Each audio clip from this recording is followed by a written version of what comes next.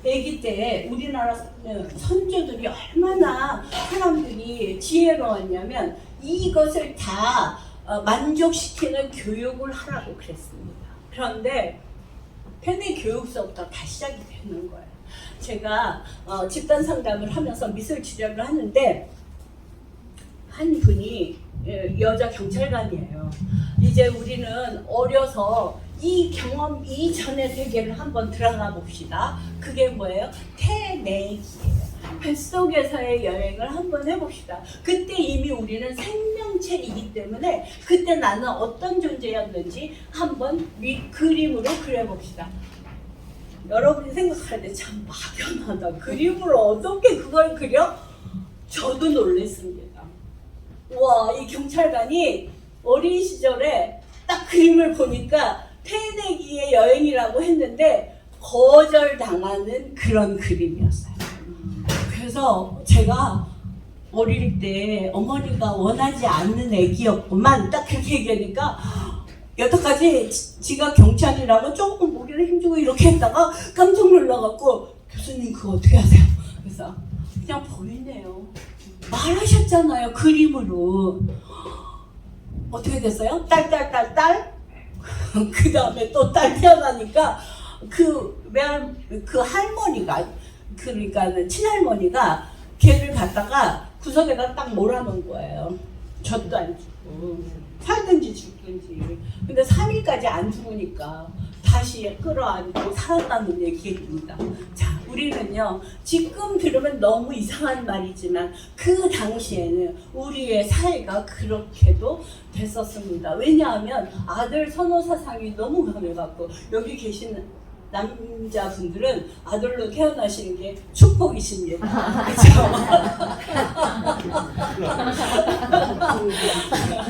하여튼 그래서 그 태내기 여행을 통해서 그분이 건강해졌다는 거예요. 그래서 장로님까지 되셨어요. 제가 이러한 삶에 우리는 이렇게 생각하잖아요. 지금이 문제야. 나 지금 빨리 어떻게 해봤으면 좋겠어. 그런데 우리는요, 우리 안에 문서가 다 있어요. 그래서 그 문서 속에 우리의 비밀이 다 있기 때문에 이 인간 문서를 잘 탐색해다 보면 이런 것이 나옵니다. 사실은요, 여러분들에게 제가 지난 시간에도 숙제를 줬지만 이번 시간에도 또 숙제를 좀 드립니다. 나의 태내기는 어땠을까? 그 다음에 내가 기억하지 못하는 많은 것들은 무엇일까? 기도하십시오.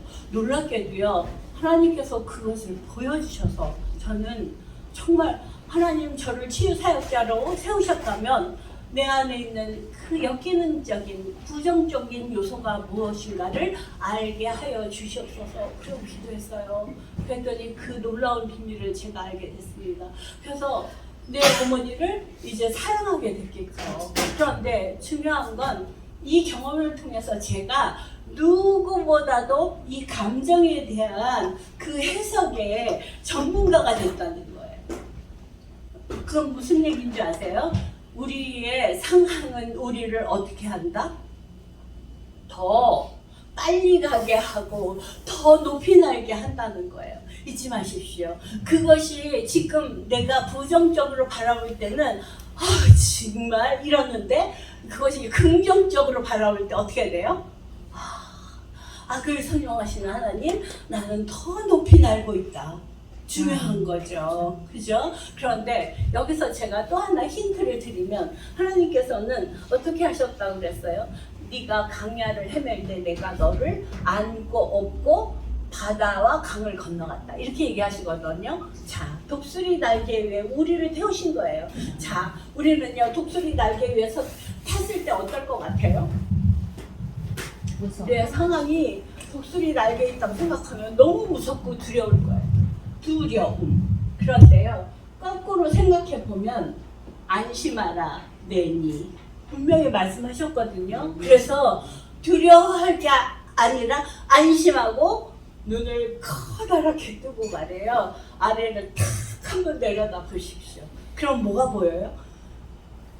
내가 여기서 아주 제일 잘난 것까지 살았던 내가 보이는 게 아니라 하늘 높이에서 내려다 보면요 다 보여요. 뭐가 보여요? 너무 아름다운 전경이 보입니다.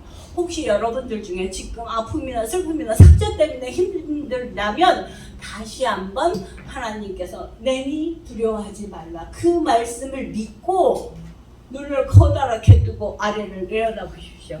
놀랍게도 너무 멋진 일이 벌어지고 있습니다. 그것은요, 땅을 걸을 때는 절대로 보이지 않는 거예요. 독수리 날개 위에 올라탔을 때 보이는 것입니다. 그런데 나의 하나님이, 그죠? 또 여러분의 나의 하나님이 그렇게 말씀하셨다는 사실이 너무 중요합니다. 사실은 이것이 무슨 회복 탄력성이 높아지려면 첫째 뭐가 있어야 되는지 아세요? 긍정성. 어두움을 뚫고 빛은 들어옵니다. 그죠? 어두울 때 더욱 빛은 빛납니다. 이러한 긍정성을 가질 때 우리는 회복 탄력성을 가질 수 있고요. 더 높은 자리로 어떻게 돼요? 오를 수 있습니다. 이게 참으로 중요합니다. 자, 그 다음에 우리는 회복 탄력성을 가졌다면 어떻게 될까요? 그 다음에 중요한 것은 자기의 가치감이 높아집니다. 자, 나 이런 사람이야. 자, 그래서 남들은 몰라요. 우리만의 비밀을. 그죠? 사실은 우리가요, 이런 거 아세요? 다른 사람보다 그리스도인으로서 하나님과 나만의 비밀이 있으신가요? 그죠? 남은 알지 못하는 하나님과 나와의 비밀. 이게 나의 가치를 어떻게 상승시켜주죠? 너는 나의 자녀라. 너는 내가 불렀노라. 만세전 너를 택정하여 불렀노라. 이렇게 말씀하시는 그 가치감을 우리가 기억할 수 있어야 돼요. 아니, 그것이 나의 것이 돼야 됩니다.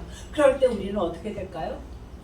예, 내 가치가 올라가면서 나의 경험이 이렇게 오감으로 형성됐던 나의 경험이 다 옳다?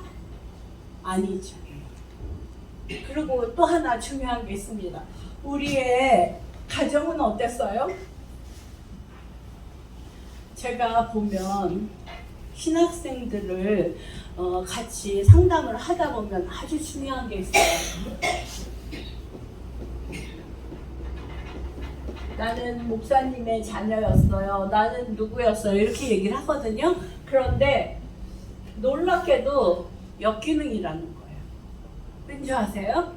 그 상황 속에 담겨진 경험이요, 다 역기능이었다는 거예요. 중요한 얘기예요. 그래서 사실은요, 우리가 어떻게 하면 순기능으로 갈 수 있을까? 이렇게 생각을 하거든요.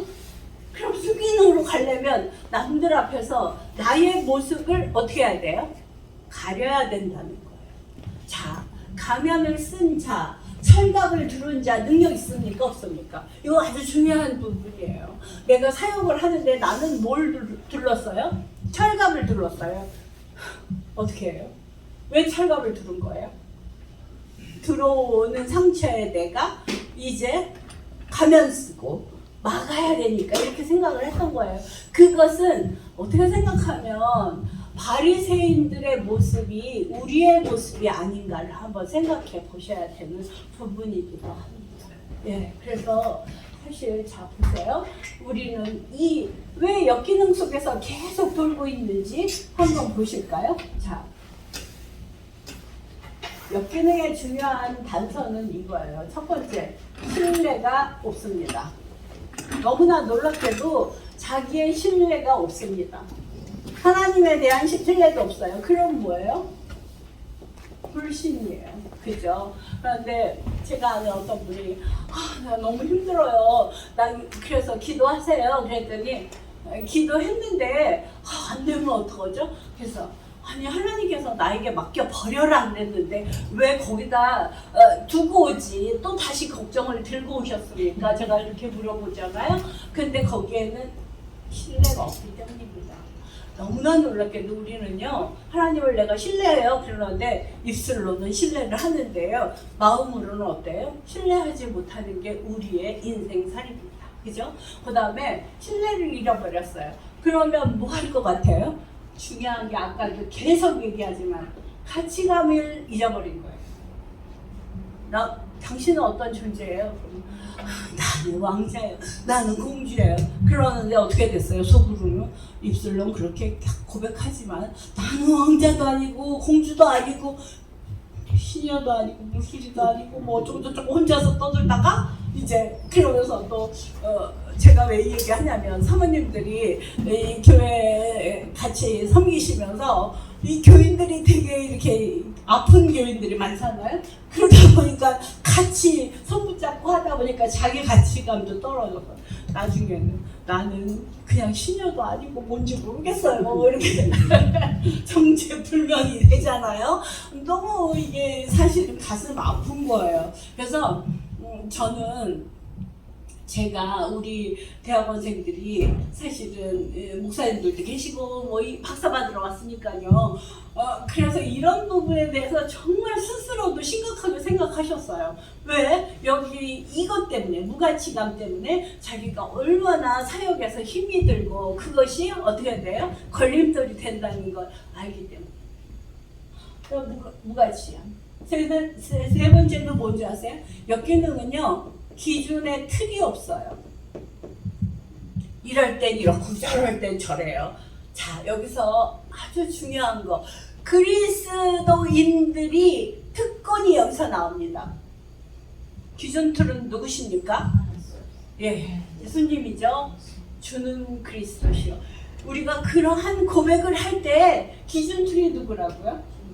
네. 이것이 아주 중요합니다. 근데 우리에게 주신 이 모든 축복을 우리는 쓰고 있나요? 안 쓰고 있습니다. 우리의 경험적인 역기능 때문에 계속 다시 글로 돌아가 있어요. 그죠? 우리가 왜 차를 타고 가면은 옛날에는 버스가 입석이라고 그러나 하여튼 그래갖고 달려가잖아요. 그러면 어떻게 돼요? 달려가다 탁 쓰면은 나도 다시 달려가잖아요. 똑같아요. 우리가 고난을 딱 만나잖아요. 그러면 이렇게 제대로 쓰지를 못해요. 왜요? 관성의 법칙에 의해서 같이 가고 있어요. 고난 속으로 푹 들어가요. 그럴 때 잊지 마십시오.